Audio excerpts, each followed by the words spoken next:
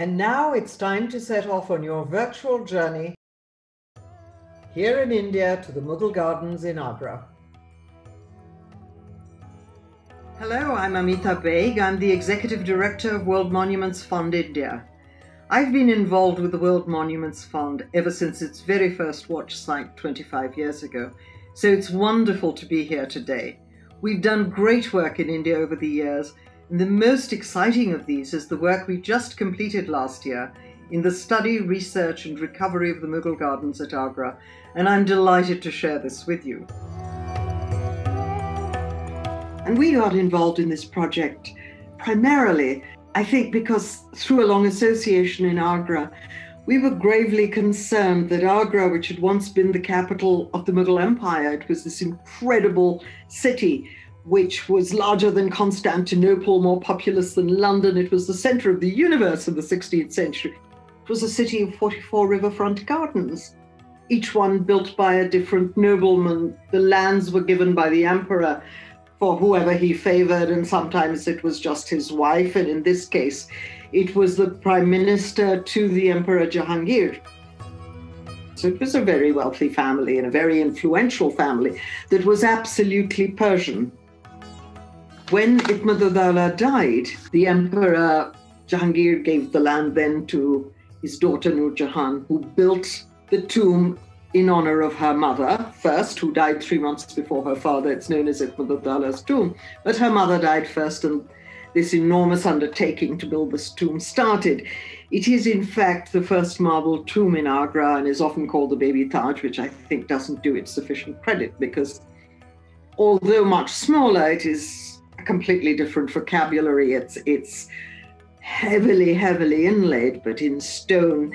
And the ambience is much more refined. Much later, it is seen more as Mughal. But here, there's a very strong Persian culture, especially in the inside of the tomb, which is richly decorated. It's painted, it's sculpted at the dado level, and then there are paintings of largely floral, as perhaps the permanent flowers of paradise. The roof is the most extraordinary, elaborate, sort of red and blue and gold stucco. And when we did scientific testing of the paintwork, it's only the roof that is absolutely original, and we found that the red was in fact ground rubies. And so that was very exciting to discover that, gosh, that's still up there. It's not something you publicize very much. And then, of course, once his tomb is developed, there is the creation of a paradisical garden. And the paradisical gardens must have water, shade, fruit, and fragrance. So you had to cultivate a garden with these 4 elements. So climate change was a huge challenge. When Agra was at its zenith under the Mughals, it was fed by the melting snows of the Himalayas, which was pure, absolute, pure drinking water.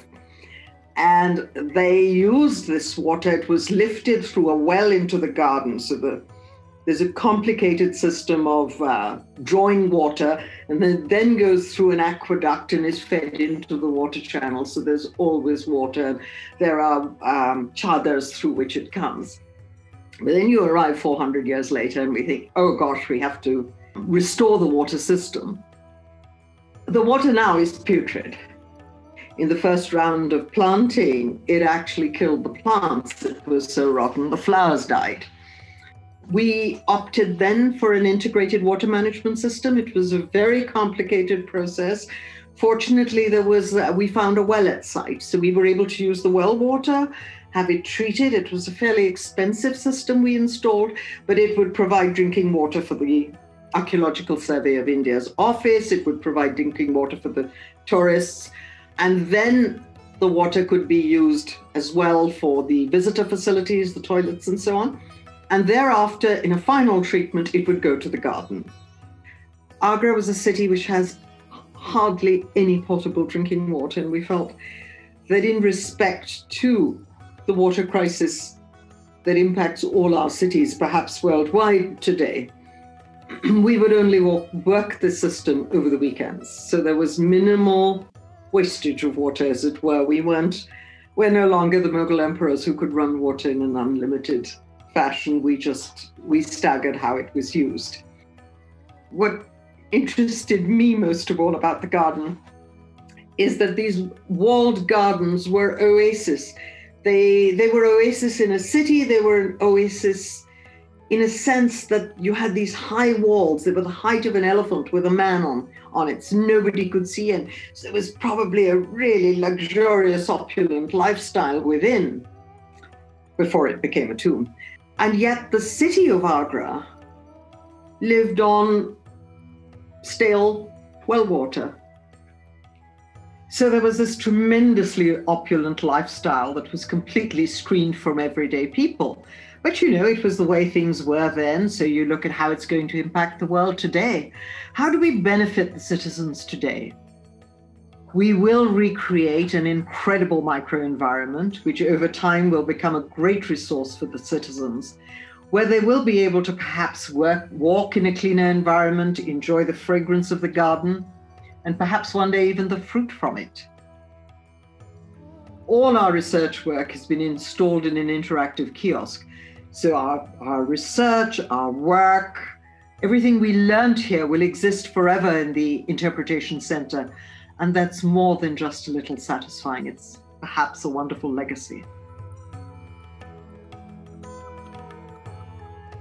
The most beautiful moment for us was when we inaugurated the site last year, and we arrived just as the caretakers were opening the inner gates. And I said to him as he opened the gate, I said, what is the most satisfying thing for you? And he said, it's the fragrance of the flowers. It's just beautiful. And I think just in him saying that, everything we aspired to was captured.